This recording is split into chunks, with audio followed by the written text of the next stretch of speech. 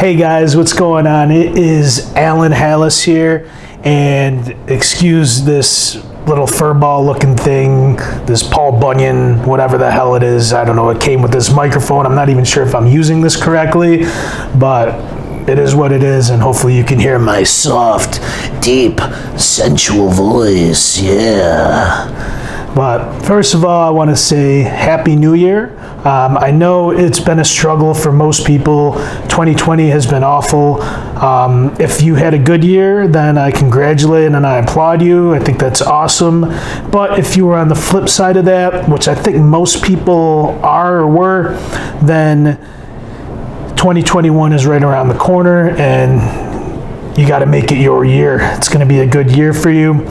Even though we're in the midst of everything still, out of failure, out of hardships and tough times comes success and greatness. So starting January 1st, set a goal, aim for the sky, and make sure you reach it.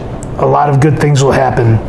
And shout out to anyone who believes that. Shout out to anyone who has positive vibes and just always remains with having great energy, because that's really what gets you through tough times. And it's the law of attraction, right? That is really what draws people and draws great things to happen to you.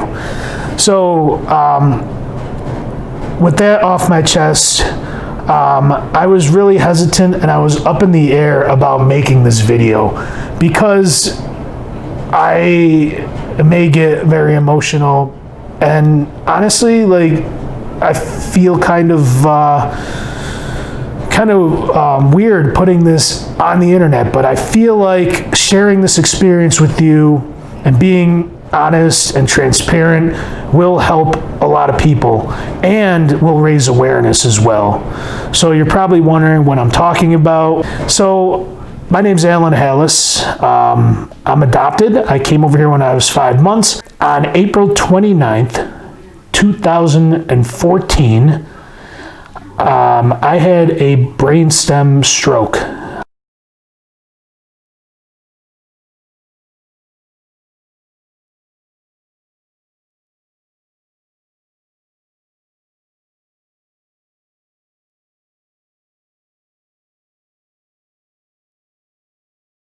The most severe strokes that a human being can have, because my basilar artery and my vertebral artery both tore.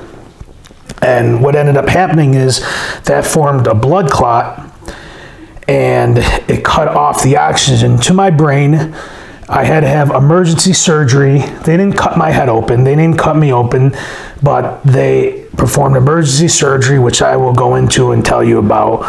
And long story short, you would not know that I had a stroke, and one of that severity. So I'm going to share with you my story. It's hard to relive this. The reason why I started this YouTube channel, because nothing in life is guaranteed, and we need to appreciate the great things in life. And we all have our own problems. We all have our own issues, but we need to get over that and just let the little shit go, because it's so meaningless when you think about it and when it boils down to, because is that really going to matter years from now? It's not. And it's just causing yourself extra stress. So the most important things in life are taking care of yourself, being surrounded by great people, being a good human being, and just making the most out of this life, because honestly, we never know when it's going to end. So with that being said, I'll get into my story. So this happened April 29th, 2014. I've always had a localized pain in my head here ever since I was a young kid, and I thought nothing of it. Yes, it did worry me before, but I thought it was just maybe like some type of tension headache or something stress related. But it was always weird to me that it did occur in that same area.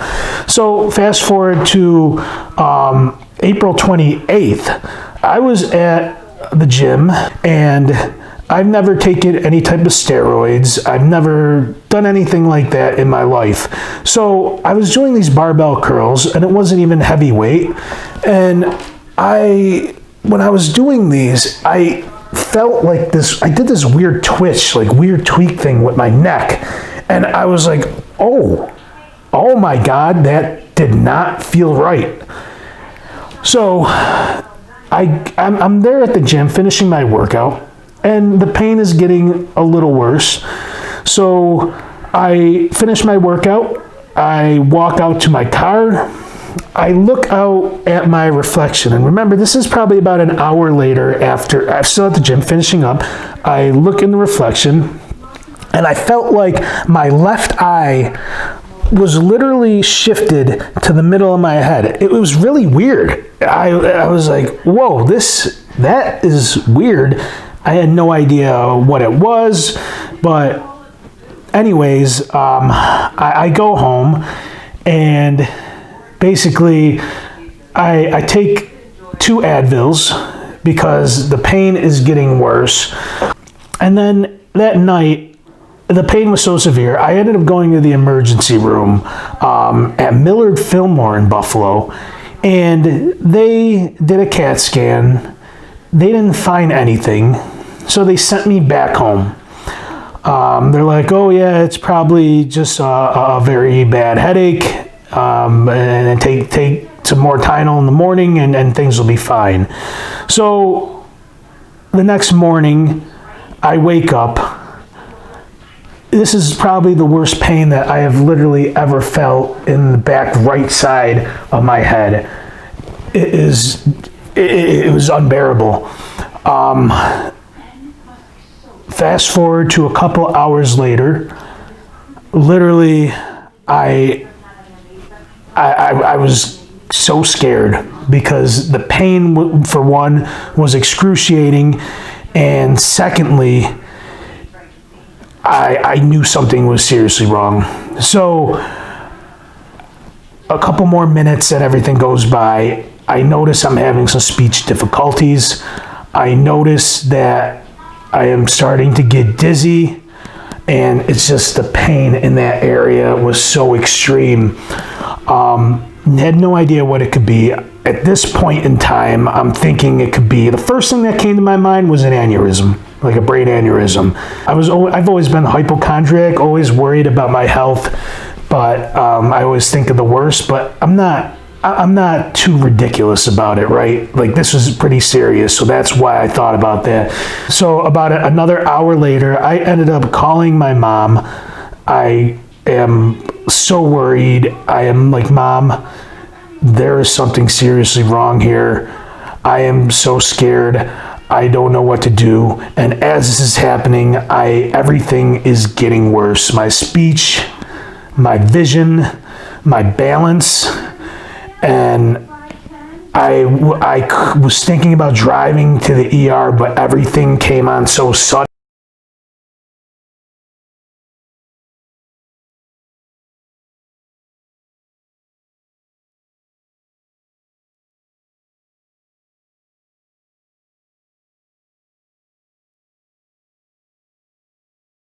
that I decided not to. And from the guidance from my mom, she's like, don't drive, get to the emergency room, call 911. So I ended up calling 911. At this point in time, I'm living at this apartment with my cousin in Cheektowaga, and I'm there by myself. So I call 911. No one's with me. By the time they come, they get there. Everything is pretty much diminished, and I'm starting to vomit as well, and my balance is gone. My speech, I can barely form words. My vision, as I mentioned, I felt like my left eye was shifted to the middle of my head. It was even worse than that, and all I can remember thinking in my head at this time is, please God, I don't want to die. I do not want to die. Please, please. And it was so unreal. It was so scary. So they rushed me to Buffalo General, Vascular Gates, and I remember getting there. They did a CAT scan, and there was a doctor, and it was part of Dr. Adnan Siddiqui's team. The neurosurgeon, he was doing a fellowship, I believe his name was Dr. Ningling, and that's the person who, I can't remember if it was Dr. Ningling or Dr. Siddiqui when I arrived there. I remember this. They're like, Allan, we are going to perform emergency surgery. You've just had one of the most severe strokes. You had a brainstem stroke, and we need to get rid of the blood clot and perform this. We need you to sign a paper or something in case to allow them to do it, basically. And I signed it, and I said to him right there, am I going to die? I looked him in the eye and I said that. And he's like, no, we are going to save your life, and we are going to do this right now. So let me say Millard Fillmore ended up missing the result from the CAT scan. They didn't catch it. So that was time missed, because time is of the essence when you have a stroke. They missed it. So I am so lucky that my body still responded to the clot busting drug. They injected me with TPA, it's called, which is a clot busting drug. It broke the blood clot up. And then I think it's called thrombosis, or that's a surgery, but they didn't cut my head open. They made an incision in my groin area, and they threaded up a little wire, and they ended up getting the blood clot out. And literally, also, but I don't know if this was before, sorry, this was 7 years ago. This was April 29th, 2014. I'm just trying to relive it right now, which is difficult. I remember feeling the worst pain I've ever felt in my life. It was a catheter that they shoved in there, and that was brutal. They also told me that another reason I'm so lucky, well, two other reasons I'm so lucky, obviously just being alive for one, but one is a lot of people have a very bad, poor reaction to TPA, which they have an allergic reaction. So thank God that my body didn't have an allergic reaction. And two, I believe it was called 6 cranial palsy or something, where it was something like that, where my body was locked out. And when that happens to people, it's a permanent thing. So I don't know how that worked exactly, but I take it once they got the blood clot out and there was oxygen going back from my brain, it was fine. But after the surgery, I believe it took, I think it was 8 hours later, I remember waking up. I don't remember how long it took, but I do remember the next day, my speech started to come back, my vision came back, my motor functions came back, and I am so thankful. I am so appreciative that Buffalo General and Dr. Siddiqui's team and Dr. Ningling saved my life. It's crazy to think about, and another reason I'm lucky is because everything came back.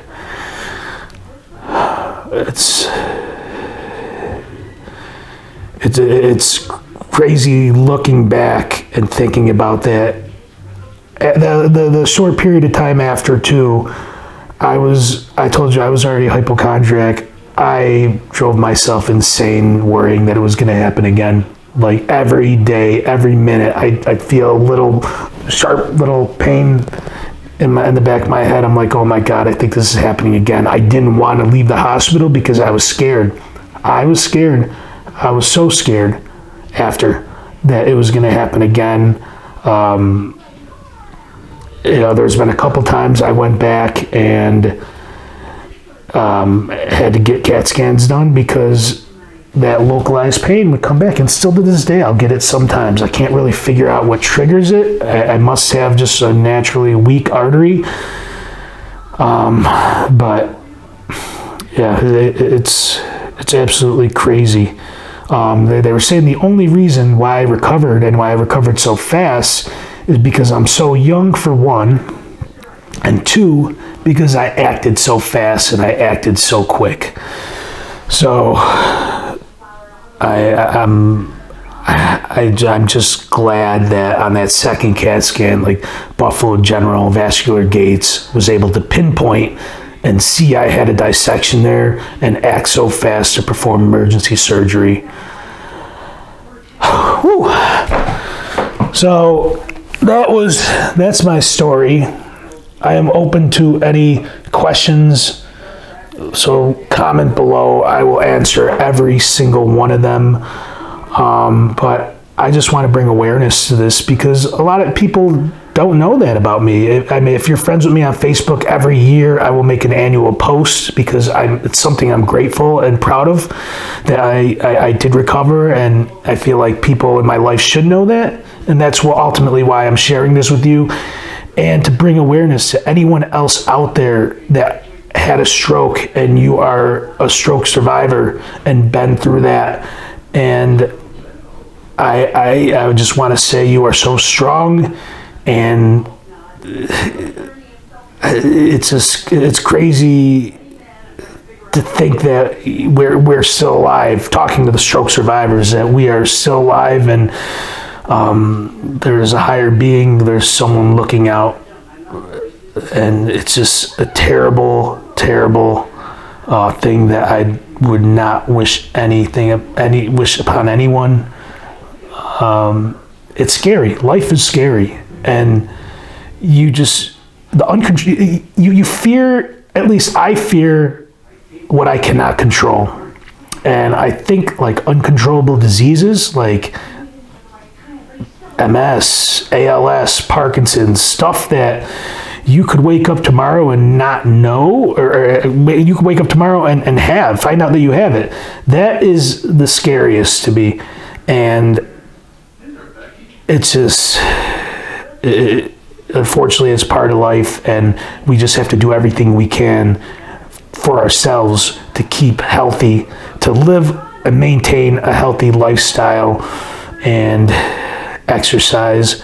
So 7 years later, I sit here making this video, and you would probably never know that I had a stroke.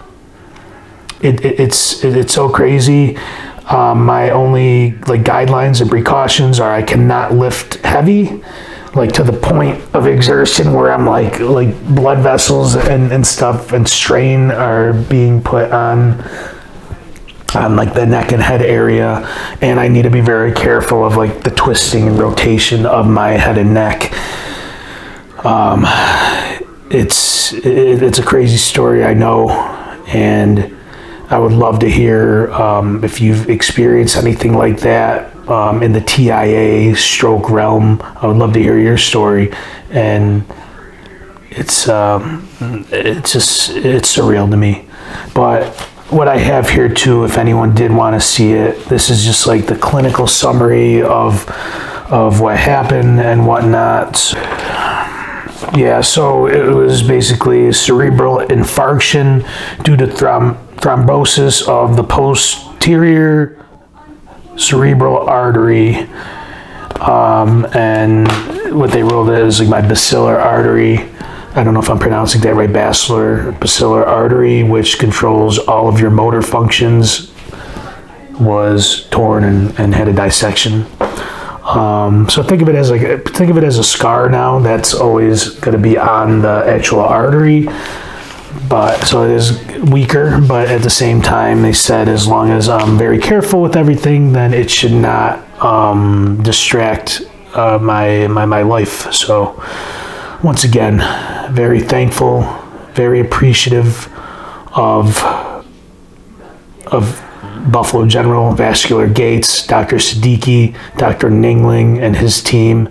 And it makes you, this type of experience, anyone who has ever had a near-death experience, it makes you have a complete different outlook on life. And as time goes on, we tend to forget certain characteristics and certain behaviors, and we become less grateful for things. So anytime that I am getting stressed out over little things or mad about something that doesn't even matter, I always think about that moment when I had that, because it humbles me. It makes me grateful.